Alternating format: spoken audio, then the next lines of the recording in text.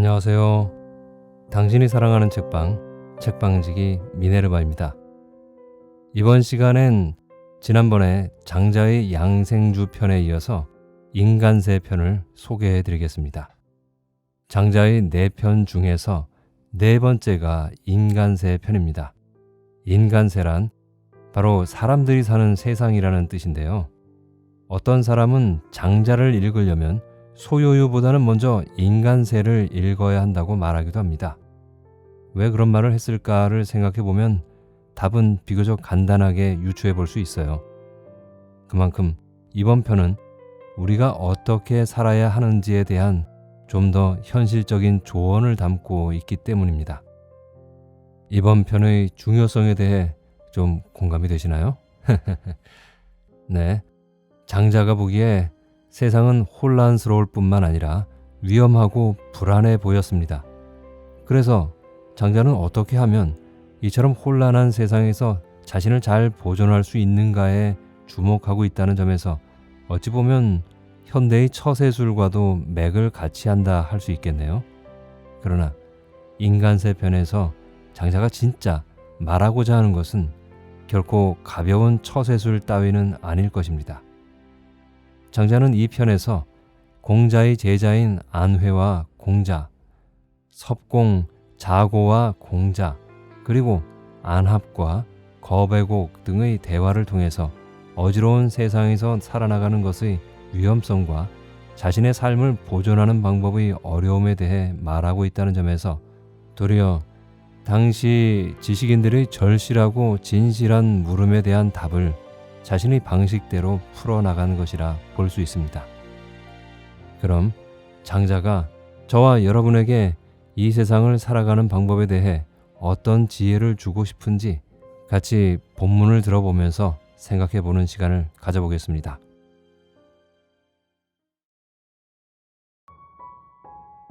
인간세. 공자의 제자인 안회가 중리, 즉 공자의 자를 말합니다. 중리를 뵙고 하직 인사를 드리니 중리가 물었다. 어디로 가려는가? 위나라로 가렵니다. 무얼 하려고? 제가 들으니 위나라 임금은 젊은 나이에 독단적인 행실로 함부로 정치를 하면서도 잘못을 깨닫지 못한다고 합니다. 백성들도 함부로 부려 죽는 이가 이 나라에 가득하며 들이나 늪은 불을 놓은 듯 타버려 백성들이 그 갈 바를 모른다고 합니다. 저는 선생님께 다스려진 나라에선 떠나고 어지러운 나라에는 나아가라.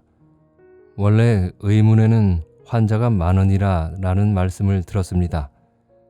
제가 이제 선생님께 들은 말을 살려 그 방법을 생각하면 혹 위나라의 병이 낫지 않을까 생각합니다. 중리, 즉 공자가 말했다. 어허, 내가 가봐야 욕만 볼 뿐일 게다. 무릇 도란 섞이는 것을 꺼린다. 섞이면 많고 많으면 어지럽고 어지러우면 걱정이 생기는 것이니 걱정이 생기는 데 이르면 다시는 구해낼 수 없게 된다.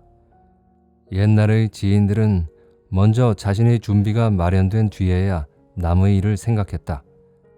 자신의 준비가 충분하지 못하고서 어느 겨를에 저 사나운 사람들의 일에 간섭할 수 있겠느냐. 뿐만 아니라 너는 어떻게 저 덕이 혼란해지며 어떻게 저 지혜가 생겨나는가를 알고 있을 게다. 덕은 명예를 구하는 데서 혼란해지고 지혜는 서로 다투는 데서 생겨나는 것이다. 명예는 서로 헐뜯고 해치는 것이요 지혜는 다툼의 무기로 쓰인다. 이 두 가지는 모두 흉기여서 그것들을 가지고는 세상살이를 극진히 할 수 없다.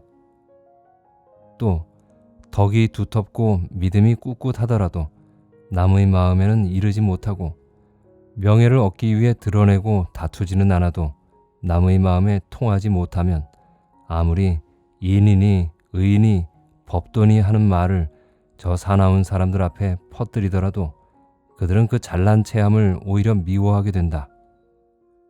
이를 일러 화를 미치는 사람이라고 한다. 화를 미치는 사람은 반드시 남이 그를 해치기 마련이니 너의 이번 걸음이 자칫 남의 해침을 받을까 하는 것이다. 만일 그 임금이 정말로 현명한 일을 좋아하고 어리석은 자를 미워한다면 무얼 하자고 구태여 너를 써서 또 다르게 보이려고 하겠느냐? 너는 그에게 아무 말도 하지 말아라. 네가 말을 하면 그는 왕의 권세로서 너를 이기려고 할 것이다. 그렇게 되면 네 눈은 차차 어지러워지고 낯빛은 그를 위해 낮춰지고 입은 그를 위해 어물어물해지고 태도는 그를 위해 비굴해지고 마침내 너의 마음을 그의 마음에 맞추려고 할 게다. 이는 마치 불을 불로 끄고 물을 물로 막는 것과 같은 것으로서 이것을 가리켜 많은 데에 또 더 보탠다고 하는 것이다. 이래서 결국은 순종의 순종으로 끝이 없게 된다. 게다가 내가 만일 신임을 받지도 못하면서 너무 두드러지게 말하다가는 반드시 저 사나운 사람 앞에서 죽기 십상이리라. 옛날 하나라의 폭군인 거왕은 관용봉을 죽이고 은나라의 폭군인 주왕은 왕자인 비간을 죽였다. 이들은 즉 관용봉과 비간은 다 착한 행실로 덕을 쌓고 임금의 백성을 잘 어루만짐으로써 아랫사람으로 윗사람의 성정을 거스른 사람들이었다. 그러므로 저 임금들은 이들이 쌓은 덕 때문에 이들을 없애버린 셈이니 이들은 다 이름 즉 명예를 좋아했던 사람이었다. 또 옛날 요 임금은 총, 지, 서호를 쳤고 우임금은 유호를 쳤다. 이 나라들은 그로 인해 폐허가 되었고 백성들은 형을 받고 죽었다. 그들이 쉴 새 없이 군사를 동원하여 이익을 구함에 끝이 없었으니 이들은 다 명예와 실속을 한꺼번에 차지하려고 했던 것이다. 너도 들었을 것이다. 비록 성인이라도 명예와 실속을 얻으려는 욕심에는 이기지 못하는 법이다. 그런데 하물며 네가 하지만 네가 떠나려 하면은 반드시 어떻게 하겠다는 까닭이 있을 테니 어디 내게 말해보아라. 몸을 단정히 하고 마음을 겸허하게 하며 항상 일에 부지런하고 덕은 한결같도록 하면 되겠습니까? 안 되네. 그 위양은 원래 강하게 타고난 기운으로 언제나 잘난 체하고 얼굴빛도 일정하지 않아 보통 사람으로는 감히 그 뜻을 거스르지 못하게 한다. 그래서 남의 의견을 억눌러 다만 복종하기를 요구하기에 힘쓸 것이니 이런 일을 일러 작은 덕으로 감화시켜도 성취함이 없다고 하는데 하물며 큰 덕으로는 어림도 없지. 그는 언제나 고집을 부려 조금도 감화되지 않을 테고 또 겉으로는 그런 척 하더라도 마음속으로는 생각도 해보지 않을 테니 어찌 될 리가 있겠느냐. 그럼 저는 마음을 곧게 하고 겉모습을 부드럽게 하며 말을 내세우더라도 옛 법도를 인용하려고 하옵는데 어떻겠습니까? 무릇 마음이 곧은 사람은 하늘과 벗이 된다고 합니다. 하늘과 짝이 되는 이라면 천자와 자기 자신이 다 같은 아들임을 알 테니 어찌 자기의 말을 임금이 옳다고 하든 옳지 않다고 하든 무슨 상관이 있겠습니까? 그런 일을 일러 천진한 아이와 같다고 하고 또 하늘과 벗이 된 사람이라고 합니다. 겉모습을 부드러이 하는 사람은 사람과 벗이 된다고 합니다. 그러므로 손에 호를 들고 무릎을 꿇어 절하고 몸을 굽히는 것은 신하로서의 예절로 누구나 다 그렇게 하는 것이니 어찌 나 혼자 하지 않겠습니까? 남들이 하는 대로 남도 나를 흉보지 않을 것이니 이것이 사람과 짝이 된다고 하는 것이옵니다. 또 말을 내세우더라도 그것을 옛 법도대로 인용하는 사람은 옛 법도와 벗이 되는 것이니 그 말이 비록 가르치는 것 같지만 실은 예에 붙어 있는 것이요 내 것이 아니라는 것입니다. 그렇게 하는 사람은 그 말이 비록 꼿꼿해도 남이 비방하지 못할 테니 이를 일러 옛 법도와 벗이 된다는 것이옵니다. 이렇게 하면 되겠습니까? 안 되지. 너무 이유가 많아 마음 편할 데가 없을 게다. 너무 편벽된다고 해서 죄를 받지는 않겠지만 단지 거기에 그치고 말 뿐이니 어찌 남을 감화시킬 수 있겠느냐. 너는 아직 무엇을 해보겠다는 유의의 마음에 얽매여 있구나. 그러하면 이제 저로서는 그 이상 더 나아갈 길이 없사옵니다. 어떻게 하면 되겠습니까? 재개하라. 부정을 피하고 몸을 깨끗이 하라.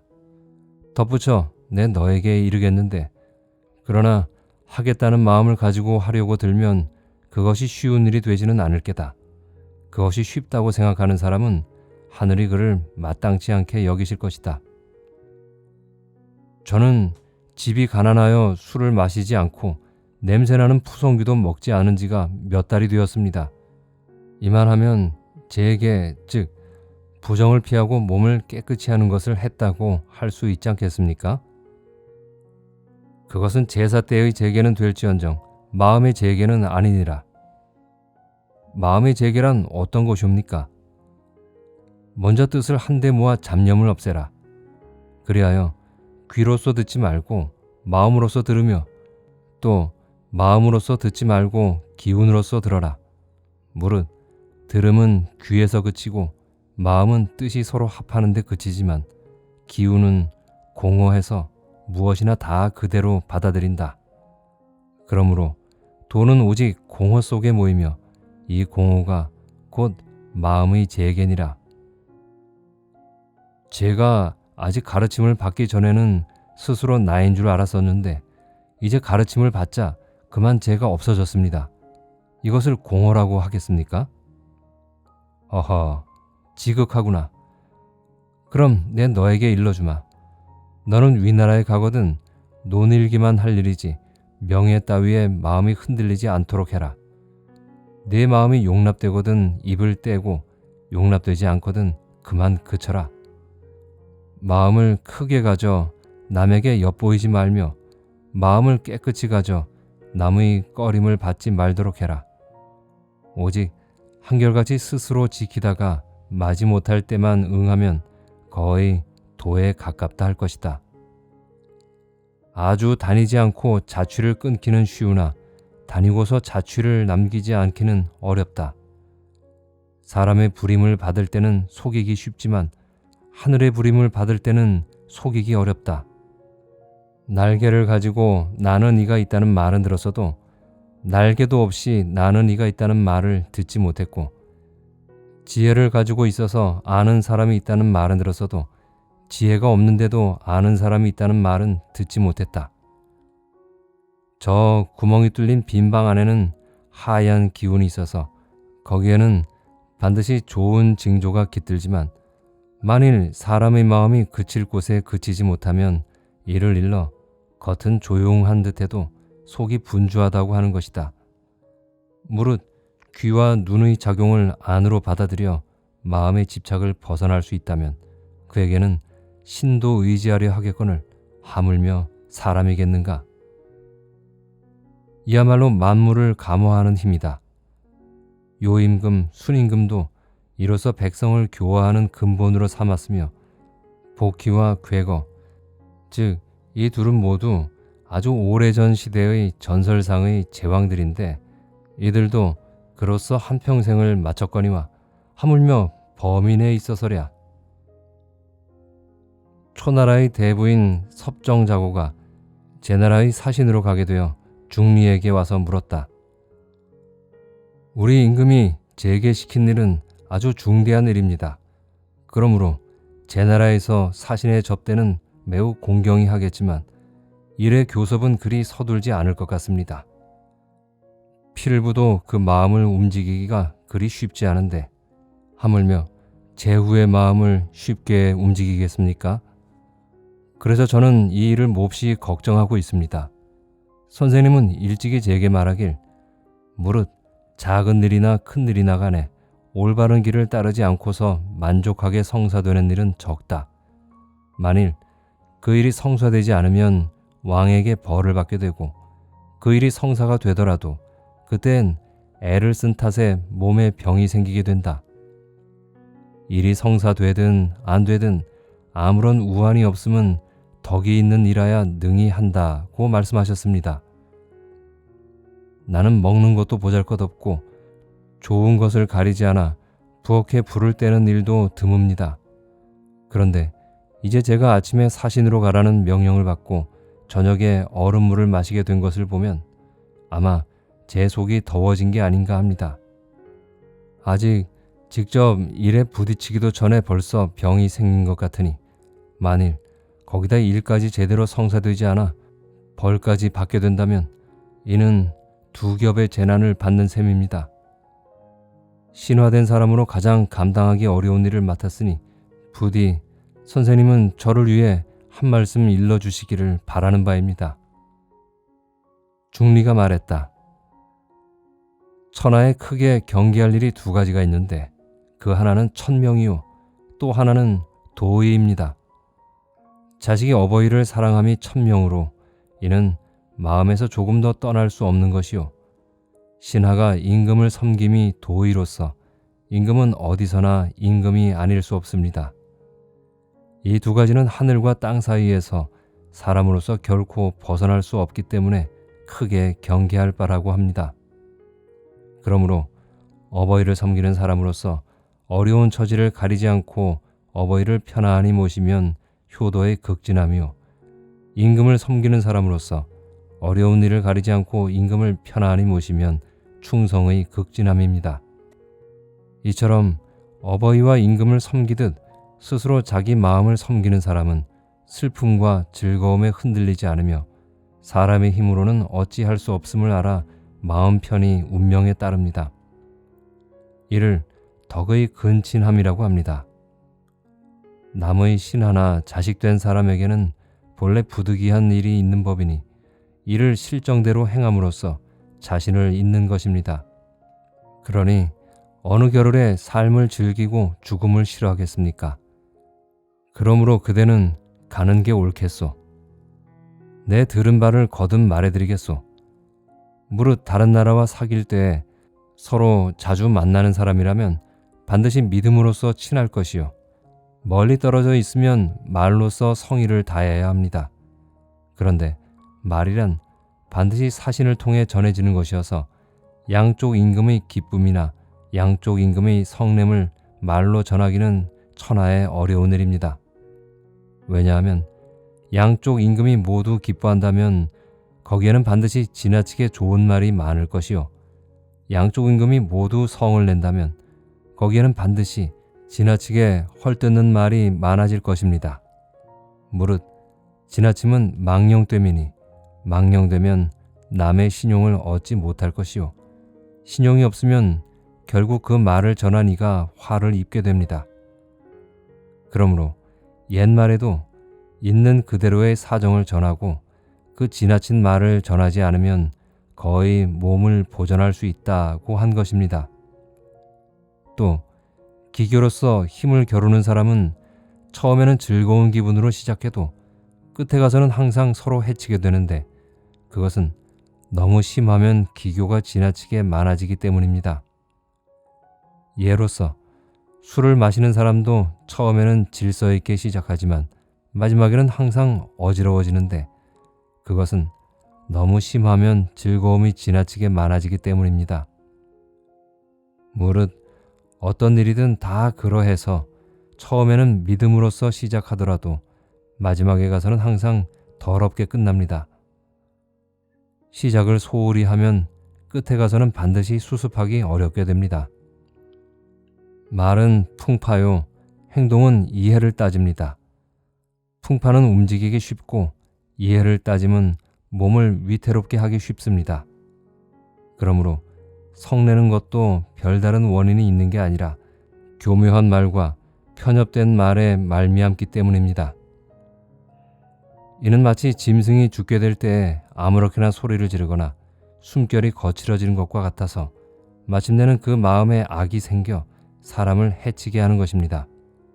사람도 그와 같아서 그 죄를 다스림에 도를 넘으면 반드시 남을 해치려는 마음을 갖게 되는데 그렇게 되는 줄을 자기 스스로도 모릅니다. 진실로 그렇게 되는 줄을 모른다면 도대체 그 끝을 누가 알겠습니까? 그래서 옛말에 이르기를 임금의 명령을 받거든 그 뜻을 고치지 말며 이를 억지로 이루려 하지 말라고 했습니다. 이는 도를 넘치는 일은 덧붙임이 되기 때문입니다. 명령을 받고 그 뜻을 고치거나 이를 억지로 이루려 하는 것은 위험한 일입니다. 대개 좋은 일을 성공시키려면 오랜 시일 노력해야 하고 한번 저지른 나쁜 일은 뉘우쳐도 고칠 수 없는 것이니 어찌 삼가지 않을 수 있겠습니까? 그저 일을 그 되어가는 대로 맡겨 마음을 쉬게 하고 어쩔 수 없는 것에 몸을 맡겨 중도를 지켜나가면 그것이 도의 지극한 원리입니다. 무엇 때문에 지나친 염려로서 거짓되게 아뢰겠습니까? 받은 바 명령을 충분히 전달하면 그만일 뿐입니다. 하지만 그게 어려운 일입니다. 노나라의 은자이며 현인인 안합이 위나라 영공의 태자를 가르치려 가게 되어 위나라의 대부인 거배곡에게 물었습니다. 여기 어떤 이가 있는데 그는 나면서부터 덕이 없는 사람입니다. 그와 더불어 사귐에 있어 방종에 맡겨두면 나라를 위태롭게 할 것이요 법도를 지키게 하면 내 몸을 위태롭게 할 것입니다. 그런데 그의 지혜는 안타깝게도 남의 잘못은 잘 알지만 지의 잘못은 도무지 알지 못합니다. 이런 사람을 나는 어떻게 해야 하겠습니까? 거배곡은 대답했다. 좋은 질문이구나. 무엇보다도 먼저 그를 경계하고 조심해서 내 몸부터 바르게 가져야 한다. 겉으로는 따르도록 하고 속마음도 맞춰주도록 해라. 하지만 이 두 가지만으로는 근심이 있기 쉬우니 따른다 해도 그 잘못에는 휩쓸리지 말며 맞춰준다고 해도 자네를 드러내지 말아야 한다. 겉으로 따르다가 그 잘못에 휩쓸리게 되면 네 자신은 뒤집히고 파멸되고 무너지고 엎어진다. 마음을 맞춰주다가 겉으로 드러나게 되면 소문이 나고 명예가 되고 요괴가 되고 허물이 된다네. 그가 어린애가 되거든 나도 어린애가 되고 그가 대중 없이 굴면 나도 대중 없이 굴며 그가 방종하게 되면 나도 방종하면서 되도록 그를 허물이 없는 데까지 이끌어 가야 할 것이다. 자네는 사마귀를 모르는가? 그 팔에 잔뜩 힘을 주고 수레바퀴를 버티려 들면서 제가 그것에 견뎌내지 못함을 알지 못하네. 그렇게 하는 것이 제 재능을 자랑한다고 생각한다네. 이를 보아서도 자네는 경계하고 조심하라. 자네의 훌륭한 재능을 자주 자랑해서 그를 거역하려 들면 자네는 곧 위태롭게 될 것이다. 자네는 또 저 범을 기르는 사람을 잘 알 테지. 그가 범에게 날고기를 그대로 주지 않는 것은 그놈의 물어 죽이는 버릇이 매우 사나워질까 경계하며 고기를 통째로 주지 않는 것은 그놈의 잡아 찢는 버릇이 매우 사나워질까 경계합니다. 그러므로 그 굶주리고 배부름을 잘 살펴 그 사나운 마음을 풀어주기만 하면 비록 호랑일지라도 저를 기르는 이에게 꼬리를 치게 된다. 호랑이가 사람을 죽이게 되는 것은 호랑이의 마음을 거스른 까닭인 것이다. 말을 사랑하는 이는 광주리로 똥을 받고 동이로 오줌을 받기까지 한다. 하지만 마침 모기와 등해가 말 등에 엉겨붙은 것을 보고 갑자기 채찍을 들어 그놈을 치면 말은 놀라서 재갈을 째고 머리를 찢고 가슴을 다치게 된다. 이렇게 되면 그 생각은 지극했지만 도리어 사랑은 잃어버리게 된 셈이니 어찌 삼가지 않을 수 있겠는가. 목수인 장석이 제 나라로 가다가 고권이라는 땅의 한 사당 앞에 서 있는 도토리 나무를 보았다. 그 둥치의 크기가 소를 가릴 만하여 재어보니 100뼘이나 되고 높이는 산을 내려다볼 만큼 높아 10길이나 높이 올라가서 가지가 붙었으며 또 배를 만들어도 될 만한 가지만 해도 연하문 개나 되었다. 때마침 구경꾼이 저자를 이루고 있었지만 장석은 본체 만체하고 자꾸 가기만 했다. 제자들이 실컷 구경한 다음 다름질쳐 와서는 장석에게 물었다. 저희들이 오래전부터 도끼를 들고 선생님을 따라다녔지만 아직 이처럼 좋은 제목은 본 적이 없었습니다. 그런데 선생님은 이것을 즐겨볼 생각도 없이 자꾸 가기만 하시니 어찌 된 일입니까? 그만두어라. 말을 말아라. 그것은 못 쓸 나무다. 그것으로 배를 만들면 가라앉을 것이요. 너를 만들면 쉬이 썩을 것이요. 그릇을 만들면 이내 깨질 것이요. 문을 만들면 나무 진이 벨 것이요. 기둥을 만들면 좀이 먹을 것이다. 이것이야말로 쓰지 못할 나무다. 아무짝에도 쓸모가 없기 때문에 그같이 수명이 긴 것이다. 장석은 이렇게 대답하고 돌아왔다. 그러자 그날 밤 도토리 나무의 목신이 꿈에 나타나 꾸짖었다. 너는 나를 어디에 비교하려고 하느냐? 쓸모있는 나무에 비교하겠느냐? 그러나 보아라. 저 아가위나 배나 유자 같은 과실이나 오이 따위는 그 열매가 있기만 하면 곧 욕을 당하고 만다. 큰 가지는 꺾이고 작은 가지는 부러진다.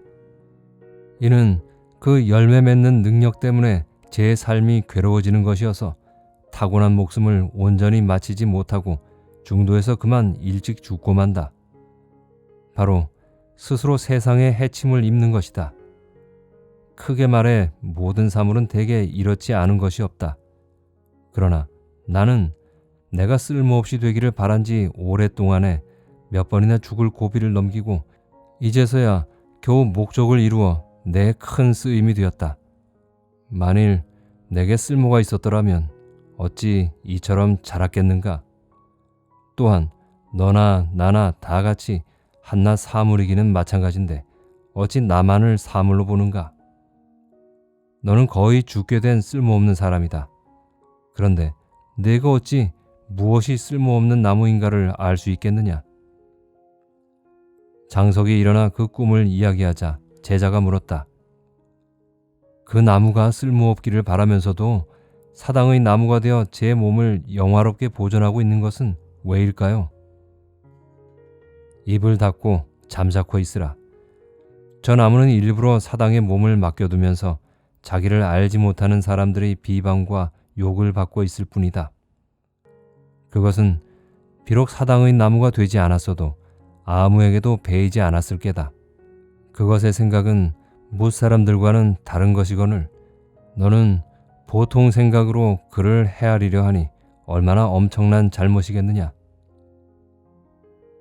남백자기가 상나라의 언덕에서 놀다가 큰 나무 한 그루를 보았는데 그 그늘 속에는 사두마차 1000대 정도를 숨길만 했다. 무슨 나무가 이럴까? 틀림없이 좋은 제목이 날 것 같구나. 자기는 이렇게 생각하면서 나뭇가지를 우러러보았다. 그러나 가지는 꾸불꾸불해서 동양으로 쓸 수도 없었고 또 그 큰 등치도 뒤틀리고 속이 비어 널이 될 수 없었다. 잎새를 훑어보니 입안이 부르터 상처가 나고 냄새는 어지러워 사흘 동안이나 깨어나지 않았다. 이것은 정말 못쓸 나무로군. 그러기에 이처럼 자랐겠지. 아, 저 옛날의 신인들도 이렇듯 쓸모가 없었기에 오래 살았구나. 송나라 형씨라는 땅에서는 가래나무, 잣나무, 뽕나무가 잘 되었다. 그 가운데 한두 주먹 되는 나무는 원숭이를 비끄러매는 말뚝을 찾는 이가 베어가고 세 아름, 네 아름 되는 나무는 큰 벼슬집 들보를 찾는 이가 베어가고 7, 8 아름 되는 나무는 귀인이나 부호의 집에서 널감으로 베어갔다. 그러므로 그 나무들은 타고난 목숨을 채우지 못하고 자라나는 도중에 도끼날로 꺾이고 마니 이는 그들의 쓸모 때문에 입는 재난이다. 마찬가지로 제사 때에는 이마에 흰 점이 박힌 소나 코가 째진 돼지나 치질을 앓는 사람은 제물로 바쳐질 수 없다. 이는 모두 무당들이 상스럽지 않다고 여기는 바다. 그러나 신인은 이럴수록 크게 상스러이 여기는 것이다. 지리소, 즉 심한 불구자를 의미하는 지리소라는 사람은 턱이 배꼽에 가 박혔고 어깨는 정수리보다 높고 상투는 뾰족하게 하늘을 가리키고 오장은 머리 위에 있고 볼기뼈가 갈비뼈에 붙어있는 병신이었다. 그러나 바느질이나 빨래로 충분히 먹고 살며 키를 들어 쌀을 까불면 연함은 식구를 먹이기에 충분하였다 한다. 나라에서 무사를 징집할 때라도 그는 팔을 휘두르며 다녔고 큰 부역이 있을 적에도 고질병이 있다고 해서 아무런 일거리를 맡지 않았다. 그러나 나라에서 병신들에게 곡식을 나누어 줄 적이면 3종의 양식에 10묶음의 장자까지 끼워받았다. 여기서 3종은 한 종이 640되를 말하는 것이니 3종이라면 1920되의 쌀을 말하는데 3종의 양식에 10묶음의 장자까지 끼워받았다. 저렇듯 몸뚱이가 병신인 자도 그 몸을 길러 타고난 목숨을 마칠 수 있거늘 하물며 그 덕을 병신처럼 하는 자야 더 말할 게 있겠느냐. 공자가 초나라에 갔을 때 초나라의 미치광이 저벼가 공자의 문 앞에서 노래를 불렀다. 봉세여 봉세여 쇠잔해진 덕을 어찌하랴. 오는 세상은 기다릴 수 없고 가는 세상은 따를 수 없어라. 천하에 도가 있으면 성인은 공적을 이루고 천하에 도가 없으면 살아만 가느니라. 그대가 사는 지금의 이 세상은 겨우 그 형벌이나 면하면 될 때이니라. 복은 털끝 하나라도 가볍건만 그것을 거두어 가질 줄 모르도다. 화는 대지보다 무겁건만 그를 인해 피할 줄 모르는구나. 그만두시오 그만두시오. 덕으로서 남에게 나아가기를. 위태롭구나 위태롭구나. 땅에 금을 긋고 그 안에서 달리는 것이. 가시밭이여 가시밭이여 내 걸음 다칠세라. 내 걸음 조심조심. 산은 나무로 하여 스스로 해치며 기름은 불로 하여 스스로 태우도다. 계피는 먹음직하여 쪼아내지고 옷은 쓸 수 있기에 도려진다. 사람들은 쓸모 있는 것을 쓸 줄만 알지 쓸모없는 것의 쓰임새는 알지 못하는구나.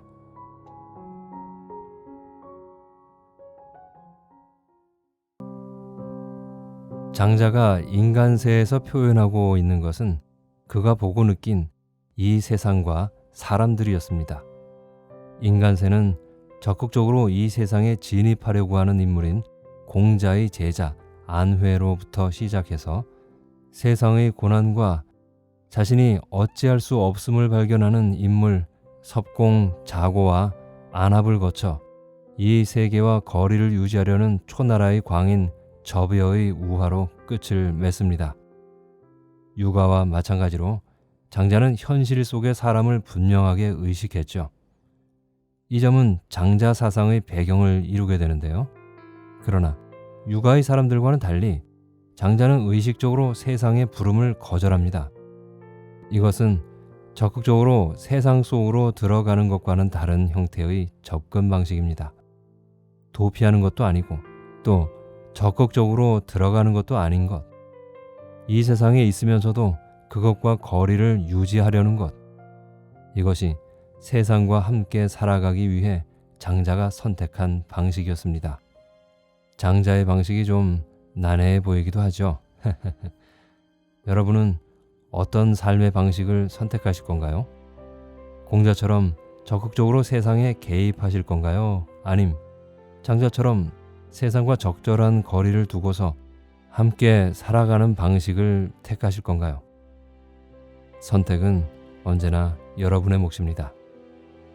잘 들어주셔서 감사합니다. 당신이 사랑하는 책방, 책방지기 미네르바였습니다. 다음 시간에 또 뵙겠습니다. 행복하세요.